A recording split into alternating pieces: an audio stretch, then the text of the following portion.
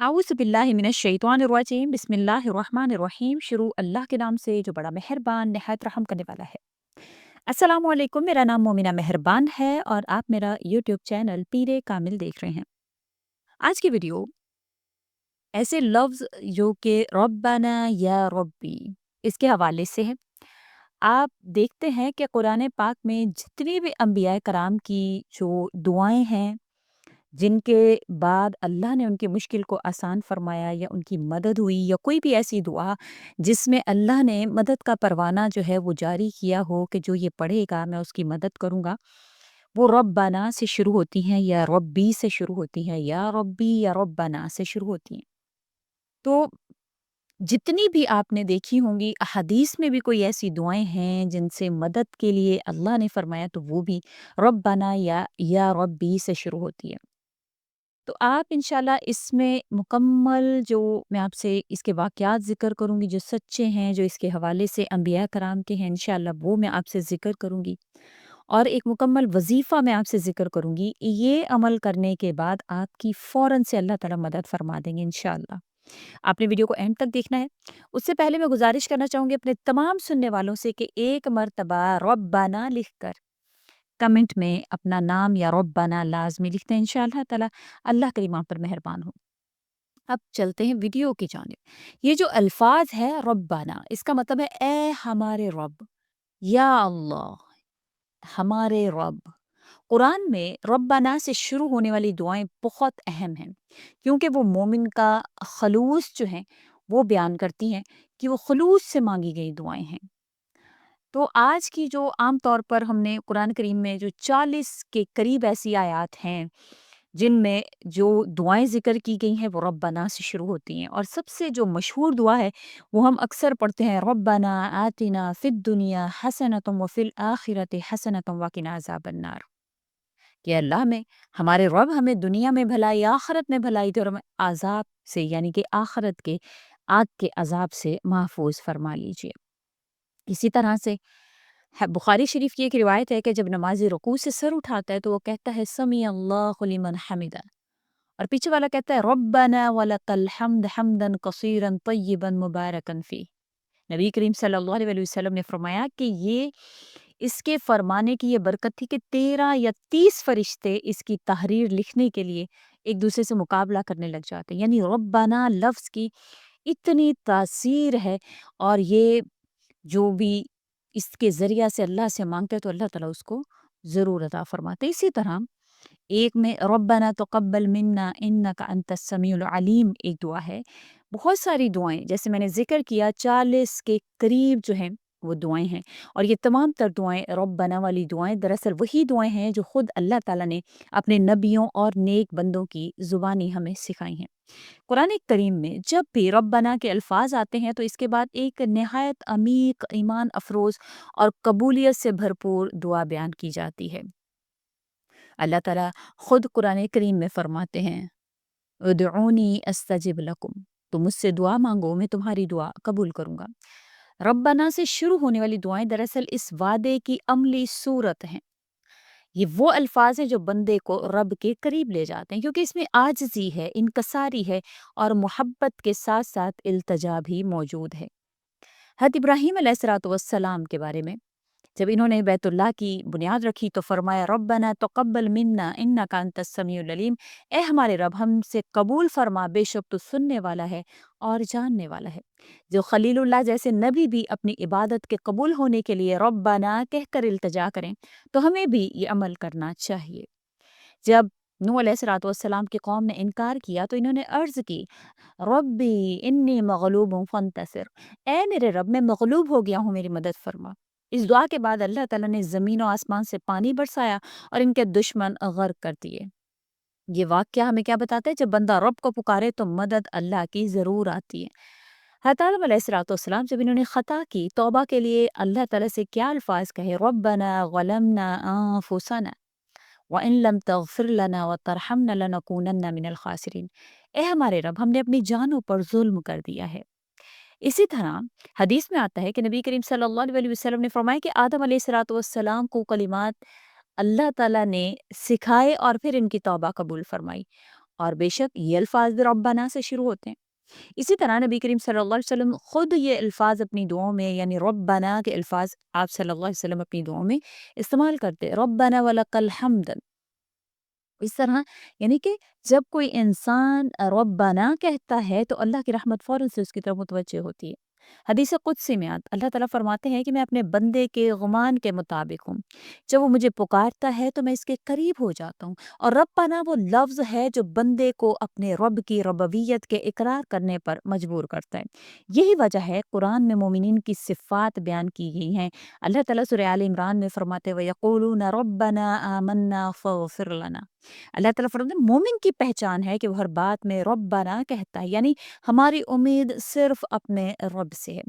اسی طرح حضرت زکریا علیہ السلام کا واقعہ کہ انہوں نے بڑھاپے میں اولاد کے لیے دعا کی تو فرمایا ربی لا تذرنی فردا وانت خیر الوارثین۔ رب کا لفظ استعمال کیا۔ اللہ تعالیٰ نے فوراً فرمایا فاستجبنا لہ، ہم نے ان کی دعا قبول کر لی اور انہیں یحییٰ علیہ السلام جیسا بیٹا عطا فرمایا۔ اور ربی یعنی کہنے کی وجہ سے جو ہے وہ سب سے بڑا اثر پڑ جاتا ہے انسان کی بات پر کہ ناممکن بھی ممکن ہو جاتا ہے۔ اسی طرح حضرت ابراہیم علیہ السلام کی دعا کہ انہوں نے دعا کی ربنا وابعث فیہم رسولا منہم، اے ہمارے رب انہی میں سے ایک رسول بھیج دے۔ اور صدیوں بعد اللہ تعالیٰ نے محمد رسول اللہ صلی اللہ علیہ وسلم کو بھیجا اور اللہ نے وہ دعا قبول فرمائی۔ یعنی ربنا والی دعا نسلوں کے بعد تک رنگ لے آتی ہے، آپ کی 7 نسلوں تک اس کا اثر ہوتا ہے جب آپ اللہ تعالیٰ سے ربنا کہہ کر مانگتے ہیں کہ اے سننے والے، جب تو ربنا کہہ کر آپ ہاتھ اٹھاتے تو سمجھ لیں کہ زمین اور آسمان تک آپ کی آواز سننے والا اور کوئی نہیں، صرف اور صرف اللہ کی ذات ہے۔ آپ اللہ کی ذات کو تسلیم کرتے ہوئے، اللہ کی ذات پر یقین کرتے ہوئے آپ آسمانوں اور زمینوں کے رب کو پکارتے ہیں، اور آسمان میں ایک رب ہے جو آپ کے دل کی دھڑکنوں تک کو جانتا ہے، اور اللہ تعالیٰ خود جواب دیتے ہیں لبیک یا عبدی، میں حاضر ہوں میرے بندے۔ تو بے شک اللہ تعالیٰ تو قبول کرنے والے ہیں۔ حضرت موسیٰ علیہ السلام ان کے حوالے سے سورہ قصص میں بیان ہوا کہ جب موسیٰ علیہ السلام مصر سے بھاگ کر مدین پہنچے، وہ اکیلے تھے، بھوکے پیاسے، بے سر و سامان تھے۔ وہ ایک کنویں پر پہنچے جہاں 2 لڑکیاں پانی بھرنے کے لیے انتظار کر رہی تھیں۔ موسیٰ علیہ السلام نے ان کی مدد کی، پھر ایک درخت کے نیچے بیٹھ کر صرف یہ کہا ربی انی لما انزلت الی من خیر فقیر، اے میرے رب جو بھی خیر تو مجھ پر نازل کرے میں اسی کا محتاج ہوں۔ اللہ نے فوراً ان کے لیے ٹھکانہ، روزگار، بیوی کا بندوبست فرما دیا۔ یہی برکت تھی ربی کہہ کر پکارنے کی۔ جب دل خالی ہو، راستے بند ہوں، تب ربی کہہ کر سب سے مؤثر دعا ہے یا رب، یا ربنا۔ یہ دعا غربت، تنہائی، بے بسی میں بھی معجزہ بن جاتی ہے۔ حضرت یوسف علیہ السلام سورہ یوسف آیت نمبر 33 میں اللہ تعالیٰ فرماتے ہیں جب زلیخا نے حضرت یوسف علیہ السلام کو گناہ کی دعوت دی تو انہوں نے کہا رب السجن احب الی مما یدعوننی الیہ، اے میرے رب مجھے قید زیادہ پسند ہے اس گناہ سے جو یہ مجھے بلاتی ہے۔ اس ربی نے ان کو عزت پہنچائی اور وہی قید ان کے لیے بادشاہت کا دروازہ بن گئی۔ جو رب کہہ کر مانگتا ہے یا ربی کہہ کر مدد مانگتا ہے تو اللہ اس کو گناہوں سے بچا کر نیکیوں میں اس کی جو ہے تمام طرح مال کو بدل دیتے ہیں۔ اسی طرح ایوب علیہ السلام کے حوالے سے فرمایا جاتا ہے سالہ سال بیماری میں مبتلا، جسم زخموں سے بھرا ہوا، اولاد، مال، عزت سب کچھ چھن گیا، لیکن جب انہوں نے پکارا ربی انی مسنی الضر وانت ارحم الراحمین، اے میرے رب مجھے تکلیف پہنچ گئی ہے اور تو سب سے زیادہ رحم کرنے والا ہے، تو اللہ تعالیٰ نے قرآن کریم میں آگے فرمایا سورہ انبیاء کی آیت نمبر 84 میں فاستجبنا لہ، ہم نے ان کی دعا قبول کی اور شفا یاب ہو گئے، مال اولاد دوبارہ عطا ہوئی۔ اور یہ واقعہ ہمیں کیا سکھاتا ہے کہ ربی پکارنے سے کبھی بھی انسان محروم نہیں رہتا۔ اسی طرح اصحاب کہف کا واقعہ آیت نمبر 10 میں اللہ تعالیٰ فرماتے ہیں جب چند نوجوانوں نے ایمان بچانے کے لیے غار میں پناہ گزین ہوئے اور انہوں نے کہا ربنا آتنا من لدنک رحمت وہیئ لنا من امرنا رشدا، اے ہمارے رب ہمیں اپنی طرف سے رحمت عطا کر اور ہمارے کام میں راہ راست پیدا فرما۔ اور پھر کیا ہوا، اللہ نے ان کو 300 سال تک سلا دیا تاکہ ان کا ایمان محفوظ رہ جائے۔ جب دنیا ایمان چھیننے لگے تو ربنا کہنے سے ایمان خود اللہ کی حفاظت میں آ جاتا ہے۔ حضرت ابراہیم علیہ السلام کا واقعہ قربانی کا، حضرت ابراہیم نے کہا ربنا جعلنا مسلمین لک، اے ہمارے رب ہمیں اپنے فرما بردار بندوں میں شامل فرما دے۔ اللہ نے ان کی نسل سے انبیاء پیدا فرمائے، حتیٰ کہ محمد رسول اللہ صلی اللہ علیہ وسلم بھی انہی کی نسل سے تشریف لائیں۔ تو جب کوئی والد ربنا کہہ کر اپنی اولاد کے لیے دعا کرتا ہے تو اللہ تعالیٰ نسلوں تک اس کی دعا کو قبول فرماتے ہیں۔ حضرت مریم علیہ السلام کے حوالے سے، جب زکریا علیہ السلام حضرت مریم کے حجرے میں گئے، جس کو سورہ آل عمران کے آیت نمبر 38 میں بیان کیا گیا ہے، تو وہ حیران ہوئے پھل دیکھ کر اور کہا کہ یہ رزق کہاں سے آیا؟